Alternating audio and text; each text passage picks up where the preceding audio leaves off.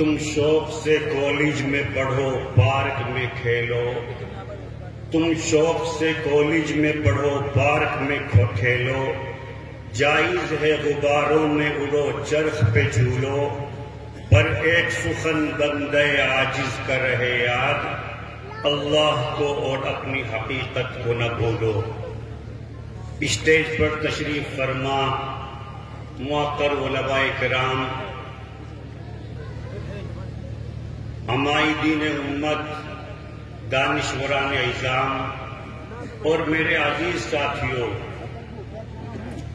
ہم نے یعنی مسلمانوں نے پوری انسانیت کی تاریخ کے اندر علم، ایجوکیشن، نالج، آرٹ، سائنس، تمام فنون سے ہم نے محبت کی ہے، اور اس کی وجہ یہ ہے کہ اللہ تبارک و تعالی نے قرآن کریم کے اندر جو فرسٹ ریویلیشن، جو فرسٹ ورس آف دی قرآن، جو سب سے پہلی آیت نازل فرمائی، تو اللہ نے فرمایا اقرأ بسم ربک الذی خلق، read, seek knowledge, educate yourself with the name of your lord. تو اس لیے ہم مسلمانوں نے جہاں جہاں بھی ہم گئے، ہر جگہ ہم نے ایجوکیشن اور تعلیم کی روشنی کو پھیلایا۔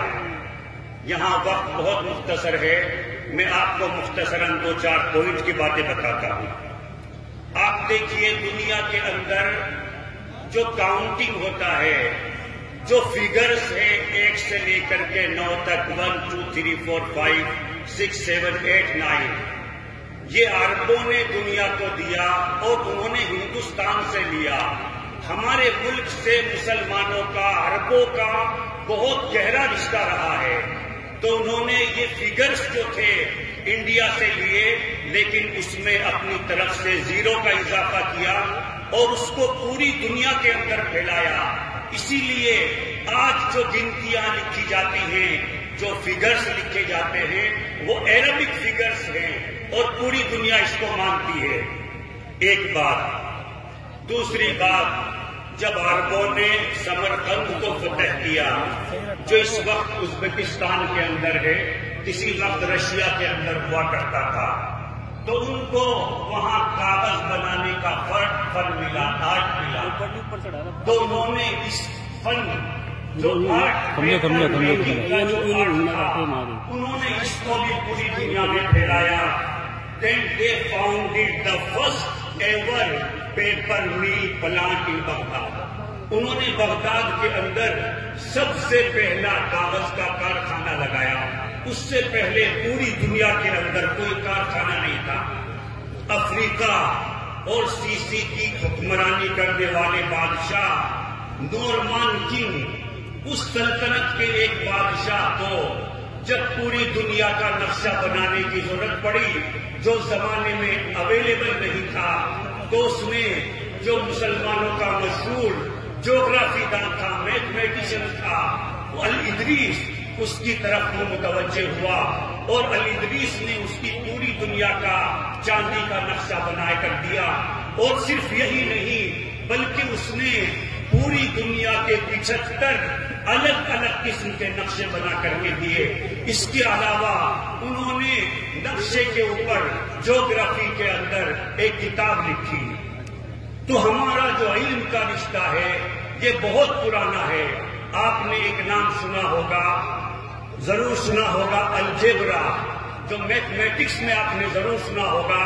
جو لوگ میتھمیٹکس کی الف ب ABCD جانتے ہیں، انہوں نے الجبرا کا نام ضرور سنا ہوگا۔ تو یہ الجبرا ہے، یہ نام بھی عربک نام ہے، اور یہ لفظ الجبر سے نکالا گیا ہے۔ الجبر سے ماخوذ ہے الجبرا، جو میتھمیٹکس کے اندر آتا ہے۔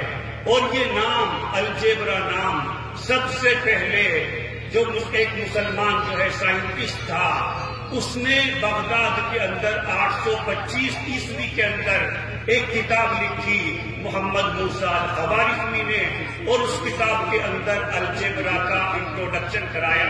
اس ٹائٹل میں اس کا نام الجبرا رکھا۔ محمد خوارزمی he was the original creator of geography. تو جیوگرافی کے اندر یہ خالق تھا جو ہے اس کا، اور اس نے اس کو پوری دنیا میں پھیلایا۔ ہندوستان کے اندر جب مسلمان آئے تو آپ ہندوستان کے اندر دیکھیے کہ جتنی بھی زیادہ خوبصورت عمارتیں آپ کو ملیں گی، بلڈنگز ملیں گی، آپ تاج محل کو دیکھ لیجئے، دا سمبل آف لو، جو محبت کی نشانی ہے، ایک شہنشاہ نے بنوا کے ہنسی تاج محل ساری دنیا کو محبت کی نشانی دی ہے۔ ریڈ فورٹ لے لیجئے تو مسلمان جہاں بھی گئے انہوں نے وہاں اچھی بلڈنگز بنائی، مساجد بنائی، قلعے بنائے۔ آپ نے جو ہے مسجد کا نام سنا ہوگا، جو اندلس کے اندر مسجد ہے اس کا نام آپ نے ضرور سنا ہوگا۔ اس مسجد کے اندر 1200 سے زیادہ پلرز تھے جو اس کی چھت کو سنبھالے ہوئے تھے، اور اس کے اندر ایک قندیل تھا، اس قندیل کے اندر ایک قندیل میں 10,000 لائٹس جلتی تھی، اور چھوٹی سب سے جو چھوٹی قندیل تھی اس کے اندر 10 لائٹس لگی ہوئی تھی۔ خلاصہ یہ ہے کہ ہم نے نہ کبھی دنیاوی تعلیم سے کسی کو منع کیا اور نہ دینی تعلیم سے منع کیا۔ مسلمان جہاں بھی گئے انہوں نے ہر طرح کی نالج کو پھیلایا۔ آج یہاں اس جلسے کے اندر مولانا زاہد حسن گرلز انٹر کالج کی بنیاد رکھی جا رہی ہے، یہ بہت اچھی بات ہے، اور مسلمانوں کے اندر آج ہی نہیں، ہم سوچ رہے ہیں کہ دیر ہو گئی ہے، اصل میں دیر ہم کو اس لیے لگ رہی ہے کہ ہمارا جو گولڈن ایرا تھا، ہمارا جو سنہری دور تھا، اس کے بارے میں لوگ جانتے نہیں۔ یہ کچھ جو سال ہے بیچ کے جس میں مسلمانوں کے حالات زیادہ اچھے نہیں رہے اس کو جانتے ہیں، نہیں تو مسلمان عورتوں نے شروع زمانے سے لے کر کے آج تک ہر میدان کے اندر اپنا لوہا منوایا۔ ہمارے حضرت جی دامت برکاتہم محبوب العلماء والصلحاء والاتقیاء حضرت مولانا پیر فقیر ذوالفقار نقشبندی، انہوں نے ایک کتاب لکھی خواتین اسلام کے کارنامے، جس کا ہم نے اللہ کے کرم سے ترجمہ کیا اکمپلشمنٹس آف مسلم ویمن کے نام سے۔ تو حضرت نے کتاب لکھی خواتین اسلام کے کارنامے، تو اس میں حضرت نے مسلم عورتوں نے جتنے بھی میدان ہیں، چاہے وہ تفسیر کا میدان ہو، قرآن کا میدان ہو، حدیث کا میدان ہو، فقہ کا میدان ہو، سائنس کا میدان ہو، میڈیکل کی لائن ہو، جتنے بھی میدان ہو سکتے ہیں ان سب میدانوں کے اندر مسلم عورتیں نے جو کارہائے نمایاں انجام دیے ان کا تذکرہ کیا ہے۔ مثال کے طور پر میں آپ کو 2-4 مثال دیتا ہوں۔ ام الحسن، یہ بہت پہلے کی عورت ہے، یہ اپنے زمانے کی مشہور ڈاکٹر تھی، دور دور سے عورتیں ان کے پاس علاج کے لیے آیا کرتی تھی۔ اس کے علاوہ ایک تھی طبیبہ زینب، وہ اپنے زمانے کی آئی اسپیشلسٹ تھی، مشہور آنکھوں کی سرجن تھی، دور دور سے عورتیں ان کے پاس آنکھوں کا علاج کرنے کے لیے آیا کرتی تھی۔ اور آپ نے زبیدہ کا نام سنا ہوگا، جو خلیفہ ہارون رشید کی اہلیہ تھی۔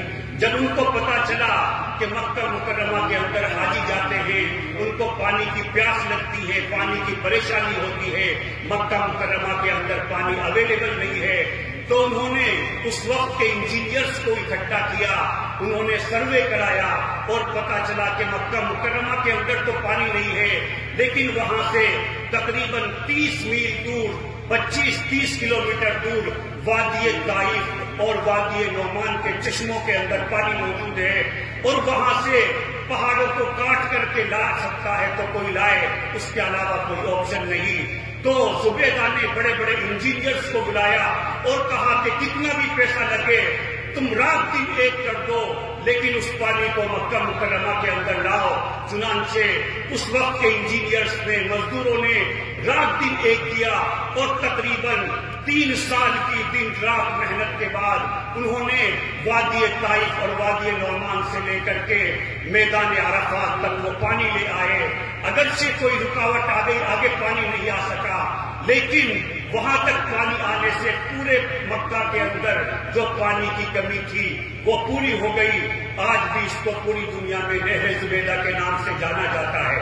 تو میرے محترم بھائیوں، میں حضرت مولانا مفتی عمران صاحب دامت برکاتہم کو مبارکباد دیتا ہوں کہ انہوں نے خاص طور سے گرلز کالج کی بنیاد رکھی کہ بچوں کے جو کالجز ہیں وہ بہت سارے ہیں اور بچے تو کہیں بھی جا کر کے پڑھ لیتے ہیں. لڑکیوں کا مسئلہ ہے. اگر ہمارے لڑکیوں کے الگ کالج ہوں گے, ہماری بچیاں بھی جو ہے ماڈرن ایجوکیشن حاصل کریں گی. خاص طور سے میڈیکل لائن کے اندر بہت زیادہ ضرورت ہے. جب ہمیں کسی عورت کا آپریشن کرانا ہوتا ہے تو ہم سب چاہتے ہیں کہ عورتیں جو ہیں ہم کو فیمیل ملے, لیڈیز آپریشن کرنے والی ہو. یہ اسی وقت پاسبل ہوگا, اسی وقت ممکن ہوگا جب ہم اس طرح کے اپنے سیپریٹ جو ہے گرلز کالج کو قائم کریں گے, تو پھر ہم کو اپنے لیڈیز ڈاکٹر ملیں گی. لیکن اس کے ساتھ ساتھ اسلام نے, جیسے میں نے قرآن کریم کی آیت پڑھی, اسلام نے تعلیم کو اللہ کے نام سے جوڑا ہے. اگر نیت اچھی ہوگی, نیت خدمت کرنے کی ہوگی, تو جو بچیاں اس کی تعلیم حاصل کریں گی اللہ تبارک و تعالیٰ ان کو وہی اجر و ثواب دے گا. اور جو لوگ بھی اس کے لیے محنت کریں گے اللہ تبارک و تعالیٰ ان کو بھی اپنے مقبول بندوں میں شامل فرمائے گا. میری دعا ہے کہ اللہ تبارک و تعالیٰ اس ادارے کو اللہ تبارک و تعالیٰ کامیاب فرمائے. اس کی تکمیل کے, اس کی فاؤنڈیشن سے لے کر کے تکمیل تک, فنیشنگ ٹچ تک جتنے بھی مراحل ہیں اللہ تبارک و تعالیٰ ان سب مراحل کو پورا فرمائے. حضرت مولانا مفتی عمران صاحب کی عمر میں اللہ تبارک و تعالیٰ برکت عطا فرمائے اور ان سے خوب کام لے.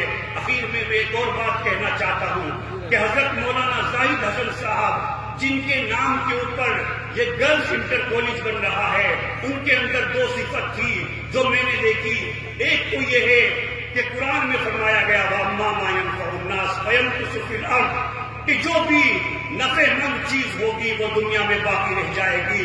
انہوں نے پوری امت کی فکر کی, اس لیے اللہ تبارک و تعالیٰ نے ان کا نام اتنے سال کے بعد آج بھی ہر جگہ ان کا نام لیا جاتا ہے. اور دوسرا ان کی خاصیت تھی کہ وہ ہر وقت اللہ اللہ کیا کرتے تھے, اور یہی بات میں نے بارہا کہی, یا ان کی اولاد کے اندر بھی یہی بات ہے کہ ان کی زبان کے اوپر بھی ذکر جاری رہتا ہے. اگر آپ لوگ بھی یہ کام کریں گے کہ آپ لوگ دوسرے کی بھلائی کے لیے سوچیں گے, کسی کی گردن نہیں کاٹیں گے, کسی کو تکلیف نہیں دیں گے, تو اللہ تبارک و تعالیٰ آپ سے بھی وہی کام لے گا. اللہ تبارک و تعالیٰ ہمارے یہاں جمع ہونے کو قبول فرمائے اور اس گرلز کالج کی تکمیل کے تمام مراحل کو آسان فرمائے. وما ذلک علی اللہ بعزیز.